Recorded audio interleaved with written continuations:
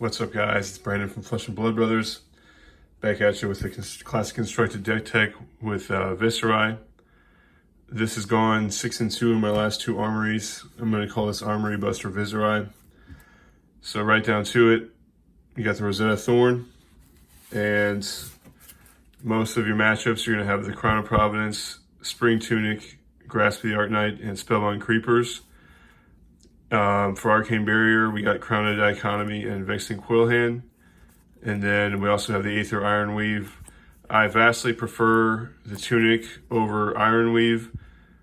This deck is pretty lean and efficient cost-wise. So maybe I would only bring this in against, I don't really know. I always just play the Tunic. So if you guys know a better way to use Aether Ironweave, let me know. But I like Final Spring Tunic a lot in this deck. And so we'll get right to it. We have the reds. So the theme of this deck is Mauvrion Skies. We're going to have it in every color, ×3. So 3 Mauvrion Skies, it's going to give your next Runeblood attack go again. And if it hits, it'll create 3 Runechants. So if they let it hit, then good. You're going to swing your Rosetta Thorn for like 2 physical, 2 arcane, and 3 Runechants, if not more. So this is pretty much the engine of the deck. 3 red Mauvrion Skies. 3 Mordred Tide. This is Viserai's signature card. Until the end of the turn, if you create a Runechant, instead create that many +1. That is going to make cards like Revel and Runeblood insane.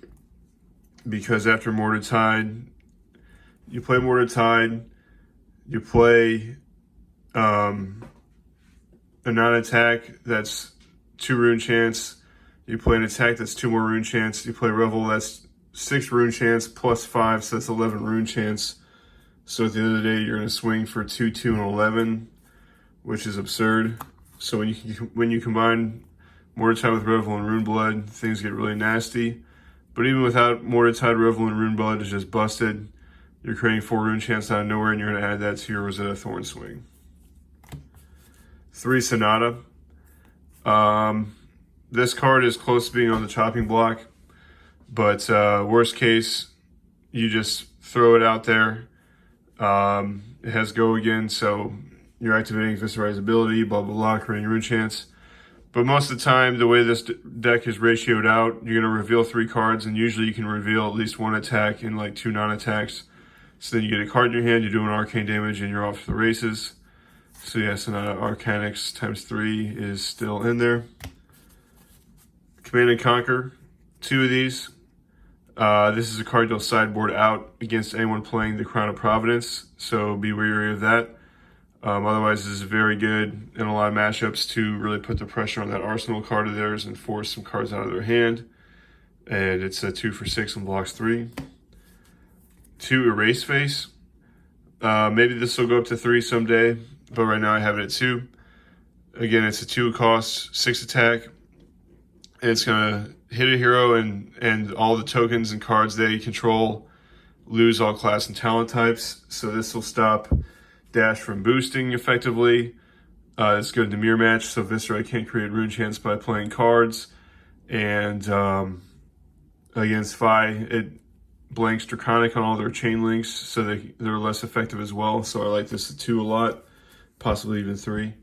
Swarm and Gloomveil is a very, very good free attack, and you're going to have created 1 or more Runechants that turn, so it's going to have go again naturally. So you can play a non-attack, you can play Swarming for free, and then swing with your sword, fully activated. So this card is just very bread and butter good. I have 2 Amplify the Arknight.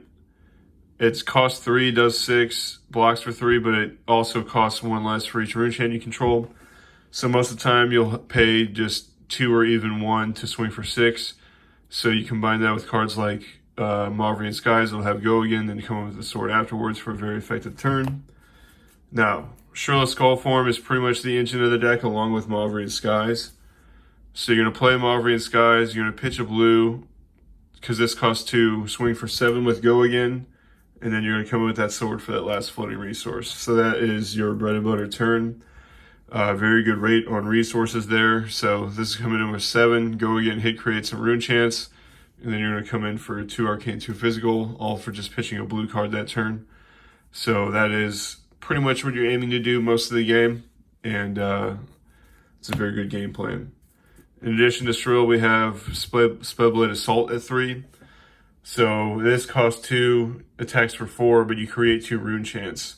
And again, you've played non-attack actions that turn, so you're actually going to create 1 from Viserai, 2 from this, for 3 total. Or if you have a Mordred Tide turn going, you get 2 from Viserai, 3 from this card for 5 total, and then you swing in with your sword after for 2/2 and all those Runechants. And the spice. I have 3 Sigil of Suffering in the main board. Obviously, you can sideboard these out against wizards and other things. But yeah, Sigil of Suffering is great because it blocks for 4 and it does 1 arcane damage to the opponent when they don't respect it or pitch to that damage. So very, very good card, and you can snipe a game win with this. It is very sneaky and good. All right, yellows. Yellows are pretty simple here. We got yellow Mauvrion Skies, gives that attack go again, and if it hits, you create 2 Runechants. Very, very good. And then you have 3 yellow Shrill of Skullform, same idea. You play a Mauvrion Skies, you pitch a blue, you play a Shrill for the red is 7, the yellow is 6, the blue is 5. It has go again, then you use your 1 floating resource to swing the sword for 2 and 2, plus any Runechants you built up. So very, very good. Mauve Shrill all day. As we head into the blues, notice we have a lot of blues here. We'll count them after I go through them. So 3 Mauvrion Skies blue. Obviously, we're going to give that attack go again. Create a Runechant if it hits, blah, blah, blah. But yeah, it's just good.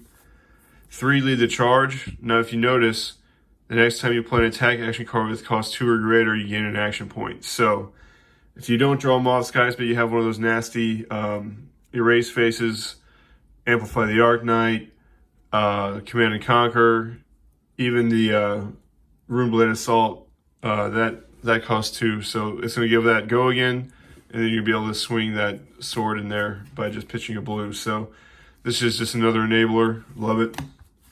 Tome of the Arknight. This is another, not everyone runs Tome of the Arknight, especially at 3, but it's a blue.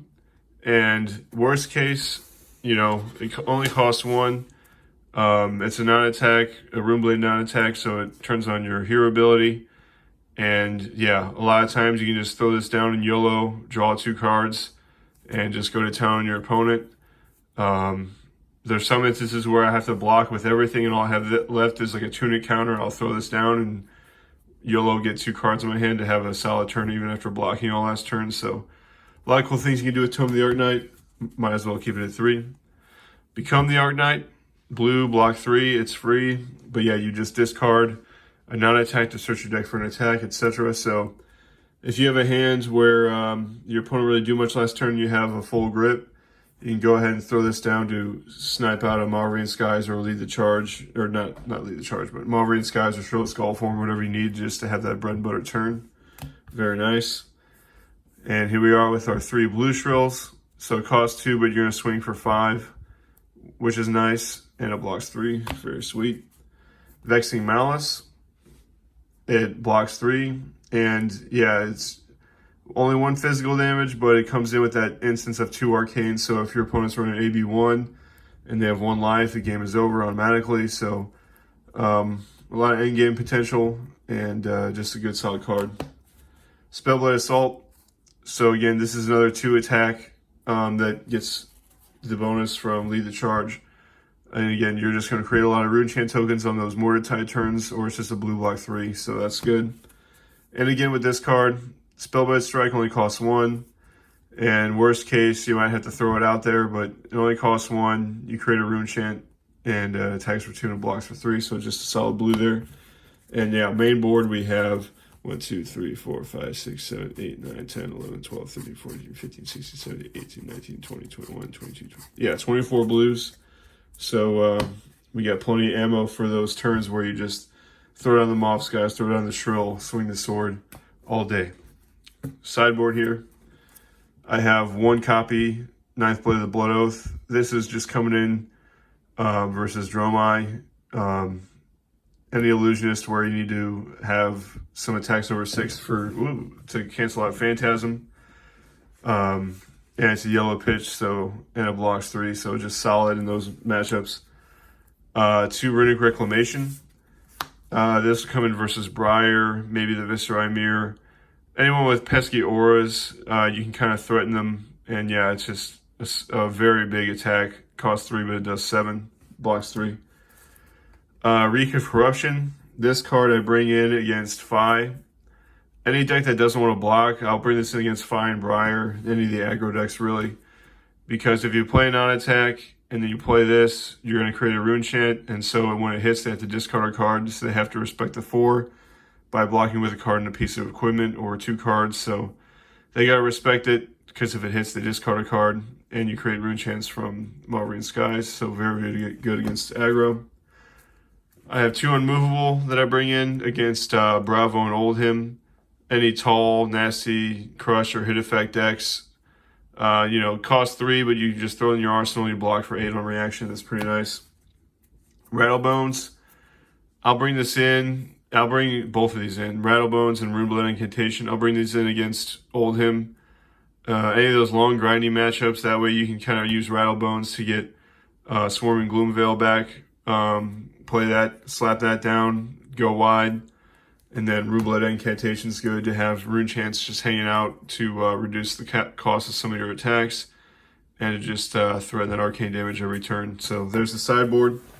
So yeah, this is my Armory Buster Viserai. Pretty much built around playing Shrill of Skullform and Mauvrion Skies with a blue pitch to swing the sword. And yeah, you have very, very good equipment. This blocks 2, this blocks 1 in a pinch, that blocks 2, and then blocks 1. So pretty much, yeah, Mauvrion Skies, Shrill of Skullform, and then play like Revel and Runeblood from Arsenal, swing the sword for like 2/8 Runechants or whatever the hell. So very, very good, very, very solid. Every game is pretty predictable on your end. You're just gonna block well and have your Mauve, Shrill, Rosetta Thorn turns, and really, really threaten the life total, and then just get them down to where you can start putting on the gas and going wide when you need to with creepers. So very, very cool deck. I suggest everyone check it out, build it, play it. I'll have the link in the description, of course, and I will see you in the next video.